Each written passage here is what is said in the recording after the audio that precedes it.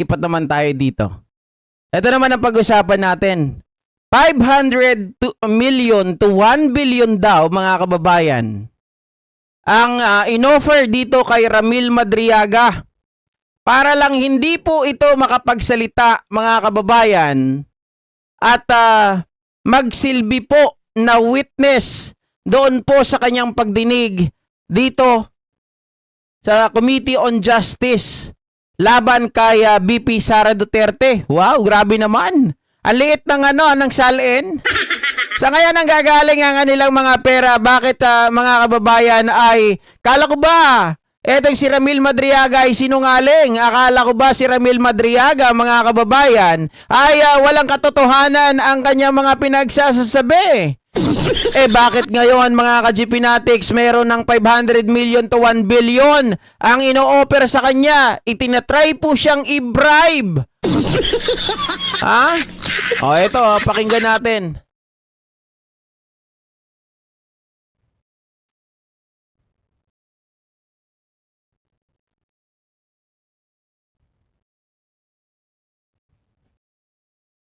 So, ayon po dito sa One News, mga ka-GPnatics.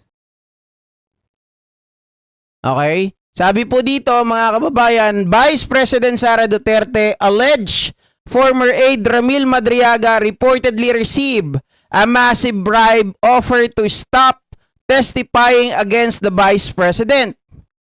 His lawyer claimed, ito si attorney Palad, mga kababayan.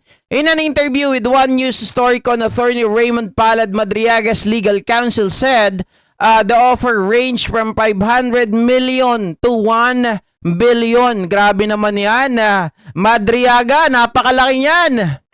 Talaga naman. According to Palad, Madriaga was told he did not need to recant his previous statements, but he should refrain from testifying against BP Sara Duterte. Ibig sabihin, mga kababayan, ang kondisyones na ibinigay sa kanya, kung tatanggapin niya lang yung 500 million to 1 billion, ay hindi niya na kailangan mag-recant sa kanyang ginawa. Basta wag lang siyang humarap, wag lang siya mag-testify laban kay BP Sara Duterte.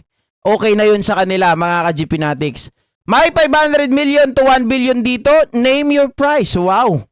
Kumbaga parang nung tumawag sa kanya yung isang tao, mga kababayan, kasama daw niya ito sa kasama daw niya ito sa Isip Pilipinas. Okay? Sa Inday Sara Duterte is my president. So tumawag ito, meron daw sigurong mga kababayan, pera sa kanyang tabi, meron dito 500 to 1 billion. Name your price. In-offer talaga. You don't need to recant, basta wag ka lang magtestigo, Palad said, quoting Madriaga. Madriaga, however, told his lawyer he would continue to testify despite the bribe offer. Oy, very sa ibang tao, very tempting to. Kung ibang tao ang pag-uusapan natin dito, with this kind of amount of money, mga kababayan, malamang sa malamang, sigurado ako, meron ng papayag dyan not to testify. Kaya lang, alam naman natin ang consequences niyan. Kapag, halimbawa, mga ka-GPnatics, pumayag ka sa usapin na yan na nagpa-bribe ka, baka hindi natin alam ang susunod na plano para sa iyo ng mga Duterte. 'Di ba? Mga kababayan, para saan pa natatanggapin mo yan tapos biglang sa dulo, biglang papatsugi ka rin naman. Hindi mo rin mapapakinabangan yung 1 billion mo na yan kung sakasakali. 'Di ba? O sabi dito, the offer reportedly came via phone call in February just before Valentine's Day. Palad said the bribe attempt came from groups supporting Sara Duterte. Ang recollection ko sa pag-uusap namin ni Madriaga, kung hindi niya classmate sa College of Law, kasamahan sa isip, Inday Sara is my president. O yan na nga po yung sinasabi ko kanina, mga ka-GPnatics. It's either daw ay kaklase, mga kababayan. Tama ba? Classmate sa College of Law or kasamahan sa isip, Inday Sara is my president. Malaki to. Hindi mo basta-basta mauubos ito ng isang araw lang or kaya ng 11 days. 'Di ba? 1 billion mga ka-GPnatics. Pwede ka na magpakalayo-layo. Pero believe din ako kay Madriaga dahil nga mga kababayan, kung hindi niya ito tinanggap at siya ay nagsabi na magpapatuloy na mag-testify against BP Sara Duterte. Kasi this is one of a lifetime offer. Wala nang pwede mag-offer sa iyo ulit nito na 1 billion pesos SUSES. 'Di ba? Pwede ka nang matulog araw-araw. Pwede ka na magpakasasa, pwede ka na magpakalayo-layo. Pag nakuha mo ang ganitong kalaking pera, pwede mo na lahat gawin ang gusto mo. Lahat ng liberty na gusto mo, magagawa mo dito. Kaya lang, ang kalaban nito, konsensya. 'Di ba? Sabi ni Maricor Villar, dapat po tinanggap niya para ebidensya. Oo nga no, pwede rin yun. Pwede rin yun. Kaya lang mga ka-GPnatics, baka mamaya kasi kapag tinanggap mo ito, lalong maging mitya ng buhay mo. 'Di ba? Too good to be true. Walang ganyang pera ang mga Duterte, sabi ni Charlie Whiskey. Walang ganitong pera ang mga Duterte, Charlie Whiskey? Okay. Kung walang ganitong pera ang mga Duterte, tingnan mo na lang, Charlie Whiskey. Ito si Charlie Whiskey, di ko malaman kung minsan, pero alam ko pro-Pilipino. Medyo nasa gitna to si Charlie Whiskey. Isipin mo ha, how could they afford na magbayad sa mga abogado? Like Kaufman. 'Di ba? Si Kaufman 150 million ang kada buwan. Magkano 'yan in total in 1 year? Si Kaufman pa lang 'yon si Kaufman pa lang 'yan. Si Kaufman pa lang 'yon.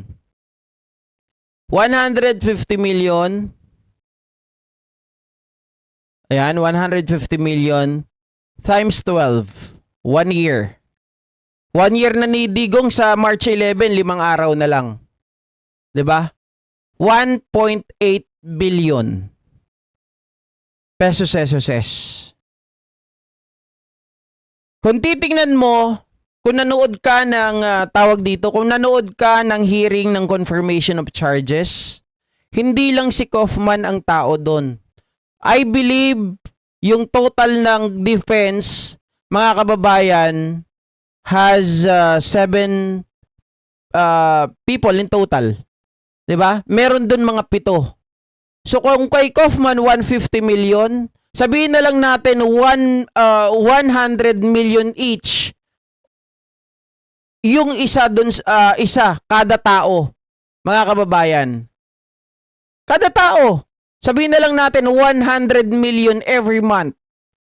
Kada tao na binabayaran doon, 7 yun. Sipin nyo 100 million times 7, times 12 muna. Times 12, that's 1.2 billion. Times 7 natin yan, that's 8.4 billion. Plus kay Kaufman na 1.8 billion. So, bilyones ang pinag-uusapan natin dito. 'Di ba? Bilyones ang pinag-uusapan natin dito. Pagkalaki-laking pera nun. So, etong pera na inoffer na to, mga kababayan, ano lang to? Icing of the cake. 'Di ba? Chicken lang to. Yun nga Magkano yun? Total, sabi ko kanina, mga kababayan, 8.4 dun sa 7. Plus Kaufman. Na 1.8. Add na natin.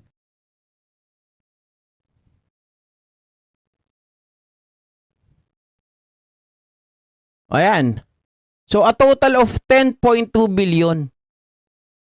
Oh, yung paggala-gala pa nila, pagpunta sa ibang bansa. Oh. Saan kumukuha? So parang yung yung ano dito ni Charlie Whiskey. Parang mali yan, Charlie Whiskey, natawa ka sa sarili mo, no? Iyan lang naman ang pambabanat ko eh. Paano nila na-afford yun? Doon pa lang yon sa dahig. Paano pa dito sa Pilipinas? 'Di ba? Natatandaan ko pa yung sinabi ni Digong dati kung magkano yung na-accumulated money nila, joint account nila ng kanyang partner na yung asawa yung nanay ni Kitty, approximately 5 billion lang daw yon. 5 billion. Yun lang daw yung naipon nila. Sabi niya pa nga kay Trillanes, bakit? Tingin mo sa amin, hindi makakaipon? At least 5 billion? Sa tagal namin sa politika, sabi niya gano'n, di ba? 5 billion. Eh, ito, more than eh. Yung 5 billion, eh halos hindi pa nga nangalahati dito sa 10.2 billion na to. Oh, tapos mga kababayan,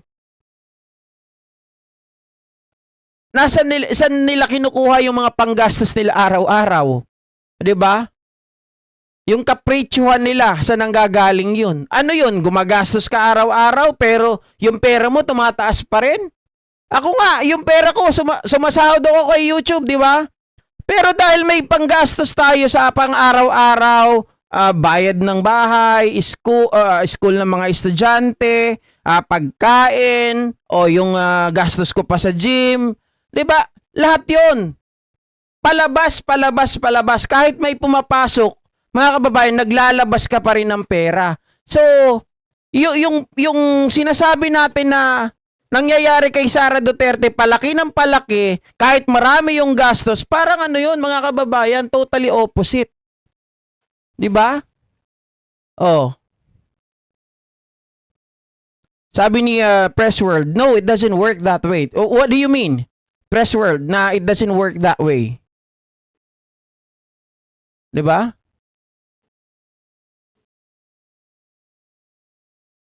Oh. Captain Vlog, shout out. Oo, tama. Kung 7,000 kukuha ng pambayad, paano mababayaran mga abogado nila kung wala silang bilyon? Siguro po, mas marami pa, sabi ni Marie Corbillar. Baka nga, totoong may pumapasok sa bank accounts nila. Ako, sa totoo lang, kung yung SALN ay sobrang liit, yung mga bank accounts nila, palagay ko marami pang mga dummy accounts. Marami pang mga dummy account. Baka nga hindi nakapangalan sa kanila eh. 'Di ba? Nanggaling sa droga na until now ipinapasok sa account nilang mag-ama. Malamang dahil nakikita na yan, baka yung mga dummy account ang pinagpapasukan, hindi lang sa kanilang mag-ama. So hindi imposible. Hindi imposible na mag-offer sila ng 500 million to 1 billion kay Ramil Madriaga. Para lang hindi mag-testify. 'Di ba? O anong sabi naman diyan? Mabuti na lang kamo mga ka-GP Natics ay maparaan din yung ating gobyerno ngayon at dahil nga po nasa panganib yung buhay ni Ramil Madriaga. Dahil syempre kung hindi siya pumayag na ma-bribe ng 500 million to 1 billion, eh pinagnanasaan na patayin. Okay? Hindi yung pinagnanasaan yung katawan. Pero patayin. Mukhang kasi nga po pala no, parang ang susunod na pagdinig ay sa Abril pa. Tama po kayo dahil bibigyan po ng pagkakataon ang respondent, ang vice presidente para sumagot o mag-file ng kanyang answer within a period of 10 days. At pagkatapos po niyan, may 3 araw naman ang mga complainant para sagutin ang answer ng vice presidente. At pagkatapos po niyan, meron pong another 3 days para mag-submit ng rejoinder naman ang panig po ng ating Vice Presidente. Kanina nakita ko parang naibigay na, no? Naibigay na yung liham ng napirmado ni House Committee on Justice Chairperson Beatrix Luistro at tanggapan ni VP Sara Duterte. So pagkatanggap po, mga ilang araw po ulit bago sila bigyan ng pagkakataon para makapagsalita. Meron po silang 10 araw para mag-submit ng kanilang answer. Okay, ini-expect nyo po ba, Congressman Joel, ang pagdalo mismo ng Vice Presidente sa pagdinig ng kanyang impeachment? Well, sa sitwasyon po ng ating Vice Presidente ay alam naman po ninyo, minsan unpredictable, minsan dumarating, minsan hindi. So, expect na lang po natin kung ano man yung kanilang magiging desisyon at ito naman po ay re-respetuhin ng committee. Kasi kung matatandaan, partner, Kung Joel, diba, yung committee nyo rin, yung Committee on Good Governance and Public Accountability, yung nag-imbestiga dyan kay Mary Grace Piatos at yung mga iba pa na yung pati yung mga yung mga safe house na binayaran na pagkakamahal-mahal, Kung Joel. Pero hindi siya umattend dun. So bakit kaya siya a-attend this time? May mga araw po na umattend siya, pero dun sa isang araw po na umattend siya, hindi naman po siya nag-take ng oath. Maalala po ninyo. Kaya po, yung mga nangyari po dun. So ano pong pagkakaiba this time na para umattend siya, di ba, Kong Joel? Well, depende po kasi yan kung siya po rin naiimbitahan ng ating chairman. Dahil kung makikita po ninyo sa mga grounds, halos paramihan naman po doon ay repetition ng mga nakaraang grounds doon po sa impeachment complaint na isinumite noong nakaraan. But just the same, kung ano man yung kanyang magiging pasya o ng kanilang panig, siyempre papayuhan po yan ng kanyang abogado, ay re-respetuhin naman po natin. Okay, speaking of respeto, no? Sa tingin niyo po ba, Kung Joel, gaano kataas yung respeto nitong si Vice President Sara Duterte sa Kongreso? Kasi may mga nauna na siyang statement na against doon sa mga kritiko niya. Siyempre, these are purely criticism against her. Sa tingin niyo po, ito ba ay may tuturing yung bilang respeto sa inyo sa Kongreso kung siya ay dadalo? Well, siyempre, hindi mo naman maalis na kung ito po ay hindi dadaluhan ng ating Vice Presidente, of course, may mga committee members po dyan na ma-offend. But just the same, hindi ibig sabihin nun ay hindi na dapat umusad yung aming hearing. Ito pong naging botohan, Kong Joel, 54-1-0. Ito po ba itingin nyo senyales na hindi na ganun karami yung kakampi ni VP Sara sa Kamara? Well, siguro nakita lamang po nila yung tandaan po natin, ito pong pinag-uusapan dito, sufficiency in substance pa lamang. Hindi naman po pinag-uusapan kung talagang may merito na. Dahil yun, pupunta pa tayo sa hearing sa pagkatapos po mag-submit ng kanilang mga respective pleadings ang mga panig, no? So Kaya importante mga ka-GP Natics, kahit nasabihin po natin na marami pa rin kakampi si Sara pagdating sa House o kaya sa Senado if ever na makarating doon. Very important thing dito is makita yung paglalatag ng mga predicate. Kasi mga ka-GP Natics, it could influence the tawag dito, yung decision, 'di ba? Ng mga senador, ng mga kongresista pagdating po ng panahon. Kasi if they see it na talagang sufficient, na talagang kompleto ang ebidensya, talaga naman mga kababayan, nandun yung merit, and I doubt na hindi sila boboto against VP Sara Duterte. Kasi nga, sila mismo ay magiging, kumbaga, mauhusgahan sila ng taong bayan. At lalong-lalo na kung sila po ay tatakbo sa 2028 at gusto nilang hindi masira yung kanilang mga karir, talagang sila po ay papanig to impeach VP Sara Duterte. Anyway, dahil ang pinag-uusapan naman dito ngayon, mga kababayan, ni Ramil Madriaga, at dahil nga